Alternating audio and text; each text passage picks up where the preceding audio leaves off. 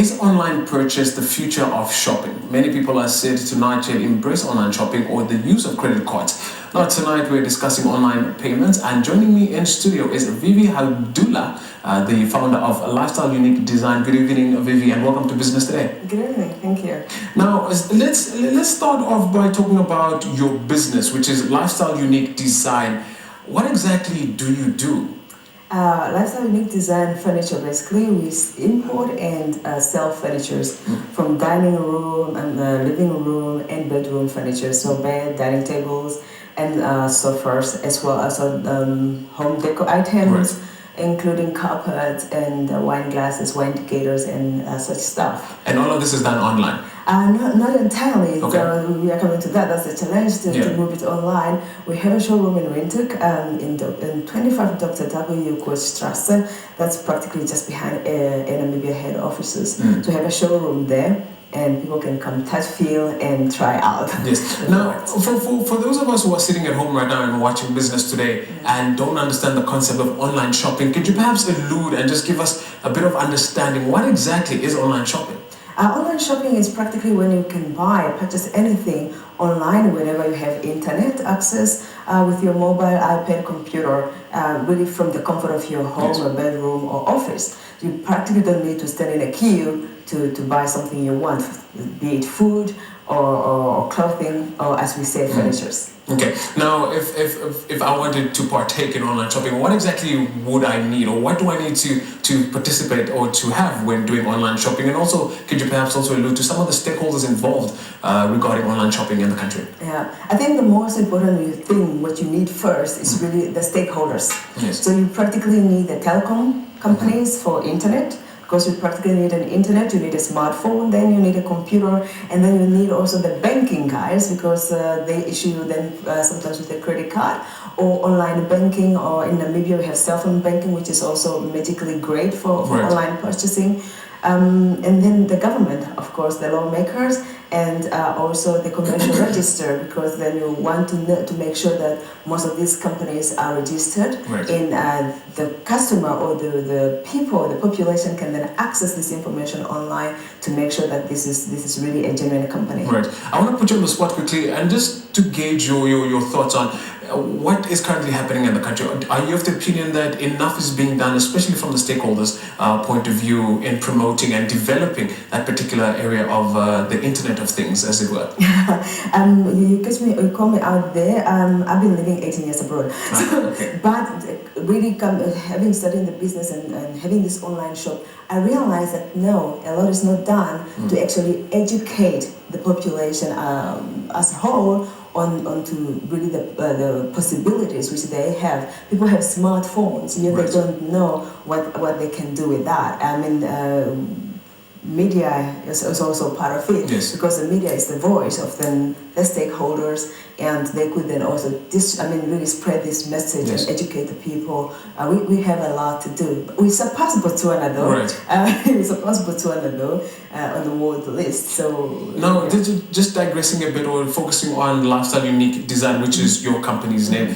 How does your company work in terms of online shopping? If I was to walk into your warehouse, if I was to come to visit you and say, look, I'm interested in furnishing my home, how would it work? How does it work? Okay, so what we always say, if you are interested and you really are having a challenge with your smartphone or a computer, come in and we will really give you a free course on how to do it. It takes 10 minutes or 5 minutes, depending on how fast the person itself is. But to actually overcome that challenge of lack of stakeholders, or for example in Europe, people use credit card for online purchasing. In Namibia, not so many people have credit cards, although it's actually so easy one can think of, but the information is not really sent down to the population. So what we did is, you can order online, you can go through, you can go to our website or our page on Facebook, for example. There's a lot of video on how to. Facebook especially, we have a lot of video on how to place an order online.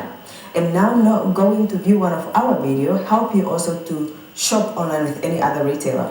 So you practically just have to go through your order, give your information, select the item you want, put it in your shopping cart, just like you are doing when you're shopping your food, and then check out. Yeah. What we don't do now when you come to method of payment, you can then select how you want to pay. So you practically print out the invoice. You can then go take that paper, log into your online business separate from our website, and pay, do the cell phone banking or any other options. Yeah. Or come to the shop and pay at the shop.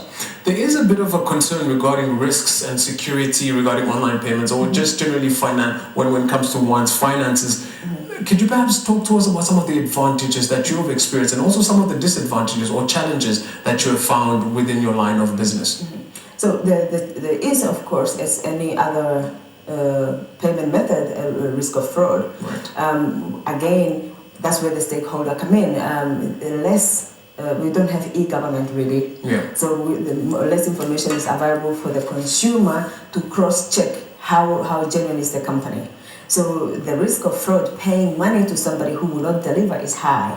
That's why we decided, okay, we are not going to have people pay upfront. They can go through the process, print the invoice, and then wait for the confirmation call or letter or however we're going to confirm that online order, and then even come to the shop and touch the goods before we deliver. Right. We have customers who put online orders and we deliver without them seeing the goods. But the risk is there that you of course, you pay, you get conned, you pay, but you don't get the goods. But since the credit card, especially in the Black community, is not available, there is no risk. Right. Because you need the credit card to do that payment online.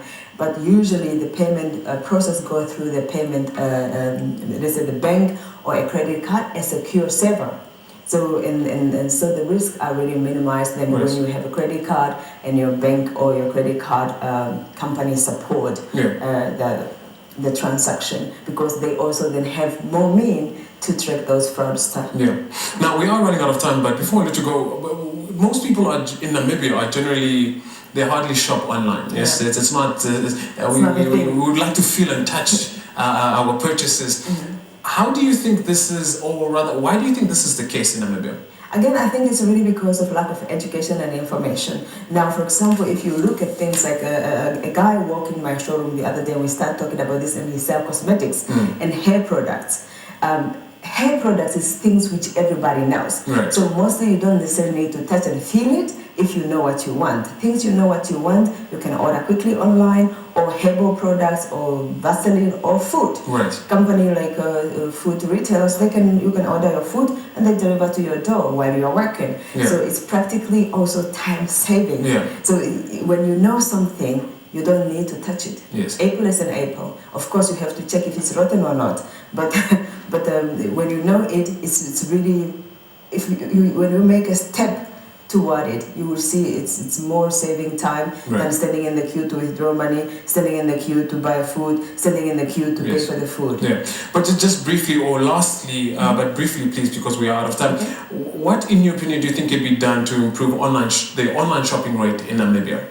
Really, the education again. We are back to the stakeholder. We need the bank guys in. We need the government, BIPA, for example, releasing the company. We need a telecom company to reduce their exaggerated internet fees and data this and data that. So then, really, even people in a remote area can benefit, and our economy can start going up, because the queues are the killer of any economy. Right. Viva, thank you very much for your time. Unfortunately, we are out of time, and I'll make it a point to get you back so that we can discuss the Internet of Things and see how the impact it has on the economy and business in general. Thank you very much for having me. Thank you.